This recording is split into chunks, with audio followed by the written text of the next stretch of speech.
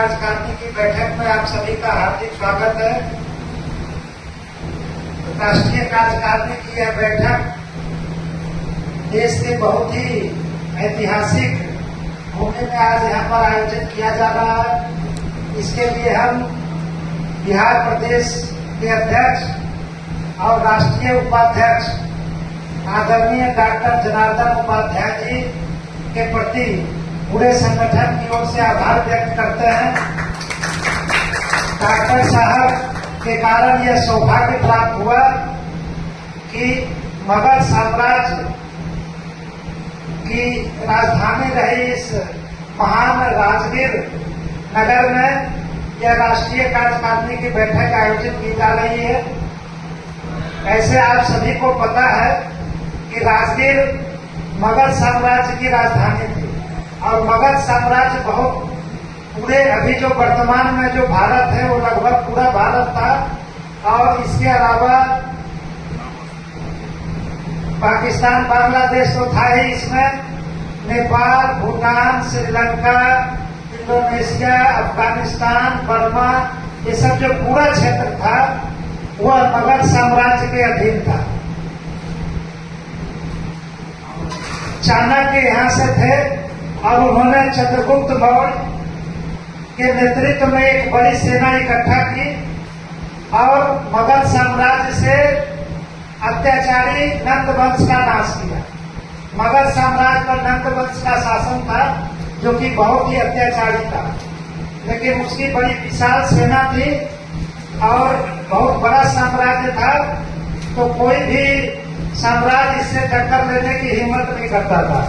लेकिन नंद वंश की राजधानी में रहने वाला एक चाणक्य हुए जिन्होंने उसके ही फौज में यहाँ एक सेना, तरह तरह की बातें हैं। कहा जाता है कि एक सेनापति का पुत्र था चंद्रगुप्त मौर्य, कोई कहता है कि एक सैनिक था उसका पुत्र था, कोई कहता है कि वो घोड़ों की देखभाल करता था इसका चंद्रगुप्त मौर्य का पिता।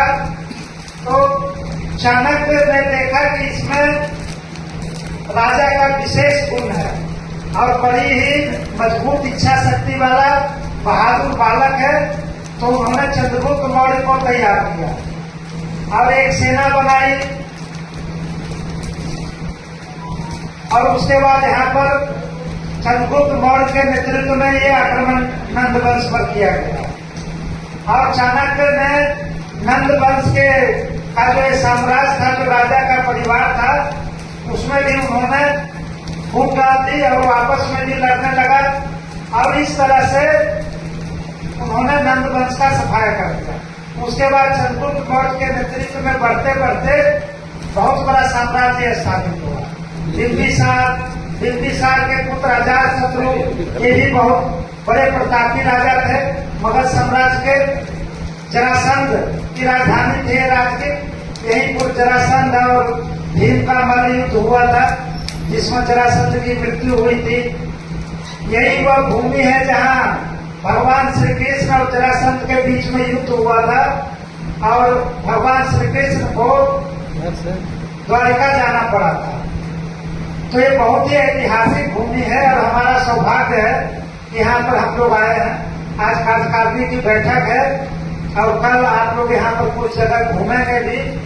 ये बिहार सरकार का विशेष यहाँ पर राजगीर पर प्रयास है, विकास का बहुत काम हो रहा है और पुराने तो दर्शनीय स्थल हैं ही, यहाँ पर कई दर्शनीय चीजें ये यहाँ पर बनाई गई है, तो वो सब आप देखेंगे।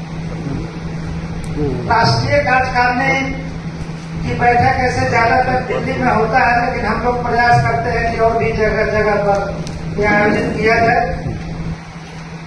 तो डॉक्टर साहब का बहुत कई वर्षों से था कि राजगीर में हो, इसलिए यहाँ पर आयोजित किया जा रहा है।